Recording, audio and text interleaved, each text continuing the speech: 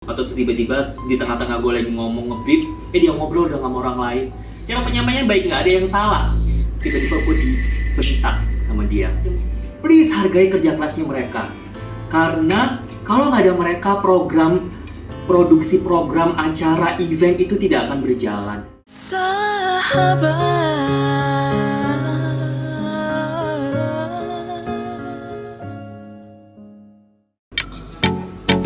Oke, gimana? Udah rapi belum? Udah rapi ya? Oke, jadi sekarang udah siap buat kerja. Yuk kita mulai kerja ya.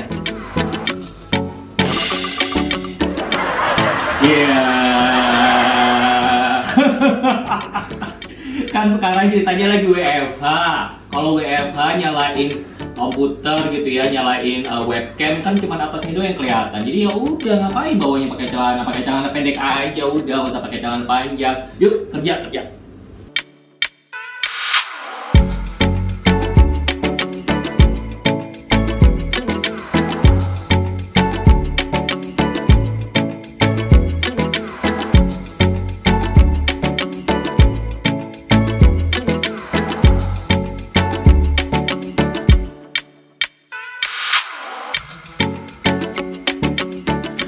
Halo, jadi ini lagi ya karena WFH ya, jadi meetingnya pakai dari online Teams. Nah ini sini.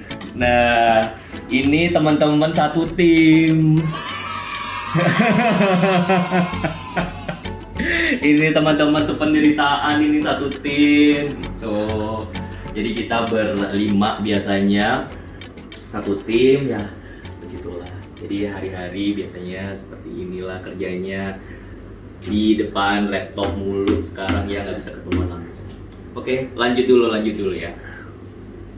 Oke, jadi kalau misalnya ditanya sekarang kerjanya apa gitu ya. Jadi gue tuh sekarang kerja di advertising agency, di advertising. Pokoknya gini deh, simpelnya itu penjelasan singkatnya adalah kalau teman-teman, kalau sahabat sekalian nonton TV kan ada iklan kan pasti kan gitu. Nah ada iklan, mau itu di TV, di radio, di digital platform gitu. Nah itu di tempat yang aku kerja ini itu ngurusin placementnya, jadi penempatannya nih. Bukan yang bikin iklan ya, bukan yang bikin iklan, tapi lebih ke kayak kalau dari brand A gitu, produk A ngeluarin iklan, nah kita itu yang mikirin nih, iklan ini bagusnya dipasang di mana yang sesuai sama target produk itu. Pokoknya gitu deh strateginya, di platform mana. Nah itu kerjaannya kayak gitulah gitu loh, penjelasan singkat dan simpelnya. Nah selain itu sekarang gue itu juga lagi seru dapat kerjaan tambahan lah, kerjaan baru lah. Ini baru-baru ini aja sih. Jadi alhamdulillah dapat imbasnya, masih lah ada berkat dulunya Avi gitu ya. Jadi di Instagram kan rame gitu ya. Oh ya makasih banget loh yang udah follow gitu Instagram gue gitu ya. Jadi karena Instagramnya alhamdulillah followersnya rame gitu, jadi akhirnya sekarang juga dapat kerjaan tambahan, endorse promoin produk-produk gitu di Instagram, dan dapatnya lumayan banget loh itu loh. Jadi kayak ya alhamdulillah banget, bersyukur banget gitu loh, bisa jadi sumber penghasilan tambahan juga sekarang. Jadi sebelum kerja di tempat yang sekarang, kerja di tempat yang sekarang ini udah masuk ke tahun ke-6, udah 6 tahun kerja di tempat sekarang. Nah sebelum kerja di sini, dulu mengawali karir di dunia kantoran, jadi karyawan, itu dulu pernah jadi kru. Jadi pernah jadi kru di event organizer, terus pernah jadi kru di TV. Nah ini yang paling seru nih, yang paling seru ceritanya karena ini tuh gue bener-bener pengen sharing pengalaman, sharing cerita gitu ya, yang ya siapa tahu ini bisa menginspirasi gitu sahabat-sahabat gitu ya. Jadi bayangin dulunya gitu ada di posisi di depan, misalnya kayak jadi penampilnya lah gitu.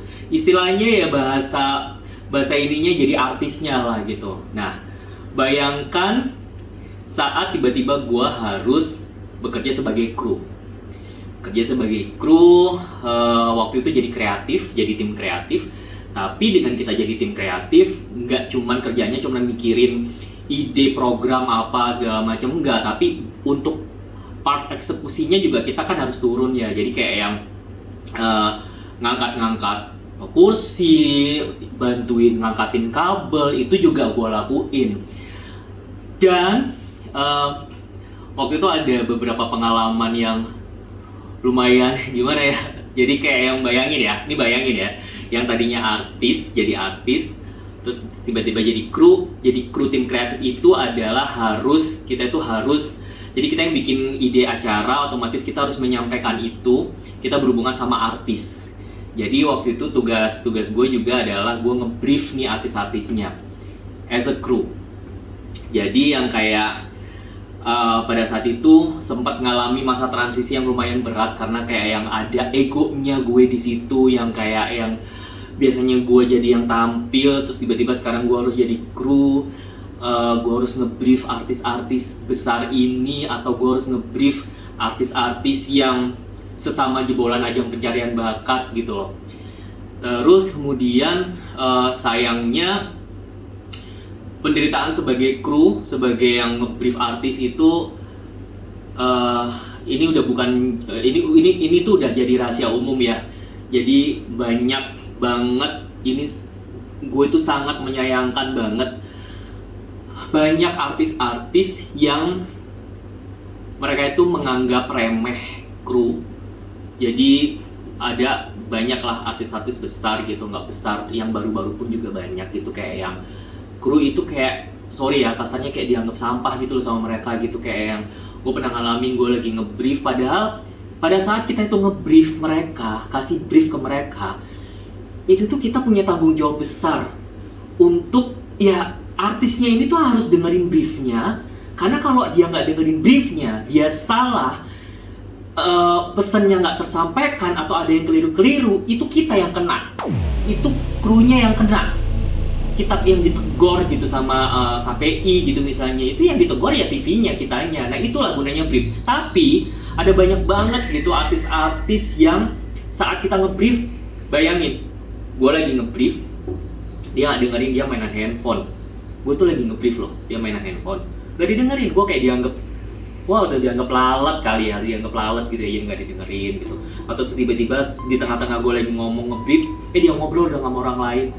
Kayak gitu tuh banyak banget gitu. Nah terus kalau bisa ada cerita, beberapa cerita aja nih yang mau gue highlight di sini ya gitu. Yang tadi gue bilang, gue nge-brief artis-artis, sampai ada artis-artis yang gue tahu dia juga jebolan ajang pencarian bakat gitu loh. Waktu itu gue nge-brief Nassar, kakak Nassar, gue inget banget waktu awal-awal naik lagi gitu dengan Musdalifah gitu ya. Itu pernah nge-brief, bahkan pada saat gue nge-brief aja, Nassar kaget, hah? Lu jadi kru sekarang? Kayak gitu, asli, lu jadi kru sekarang. Tapi Nassar itu termasuk salah satu yang baik. Jadi pada saat dia tahu itu, kayak gue juga pas dia bilang lu jadi kru sekarang, ya udahlah ya gitu, kayak ya emang gue jadi kru sekarang gitu, mau gimana gitu. Iya gitu, gue jadi kru gitu. Terus akhirnya dia baik banget sih, tanggapannya baik gitu Nassar. Tapi ada pengalaman pahit, ini pahit sepahit-pahitnya, pernah dibentak, catat ya, dibentak sama artisnya ini adalah jebolan ajang pencarian bakat. Gue dibentak, gue ngomong baik-baik, gue ini nge-brief baik-baik banget, baik, cara penyampaiannya baik, nggak ada yang salah. Tiba-tiba gue dibentak sama dia. Ya pedih ya, kayak maksudnya kayak ego gue kena banget di situ gitu loh, karena kayak yang gila, gue juga jebolan ajang pencarian bakat sama kayak lo. Istilahnya gue lebih senior gitu loh dari lo gitu loh. Gue tahun 2004 ikutnya itu, lo udah tahun berapa gitu loh, berapa tahun setelah gue ibarat kata gitu ya.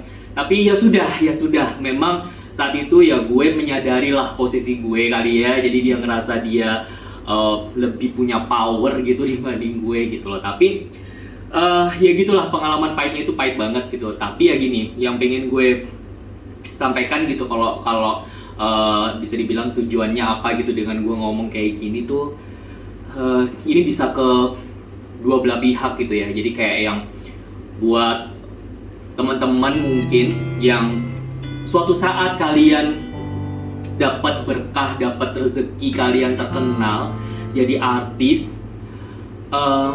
please hargai kerja keras dari kru.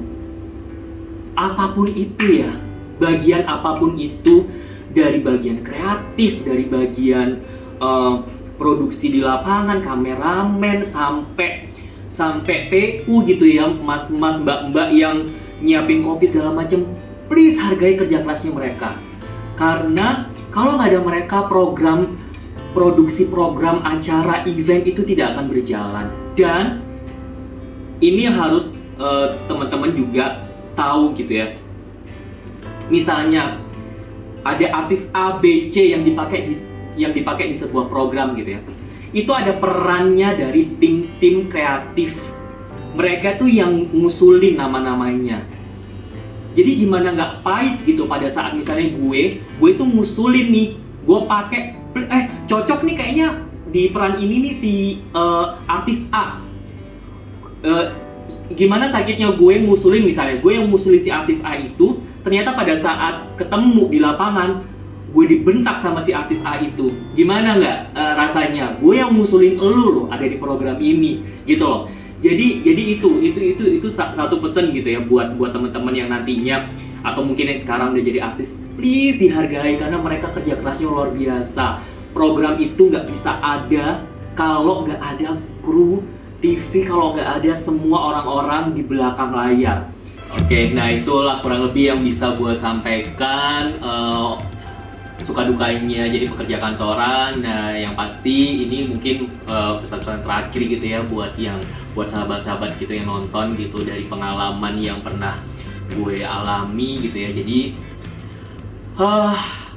namanya manusia, gengsi pasti ada, ego pasti ada gitu ya, minder, malu, ngerasa gagal segala macam gitu. Tapi yang bisa gue sampein based on pengalaman gue gitu ya, kalau kita cuman kemakan gengsi, kemakan minder lah, kemakan nanti apa omongan orang, gue yang tadinya artis gue jadi kru, aduh.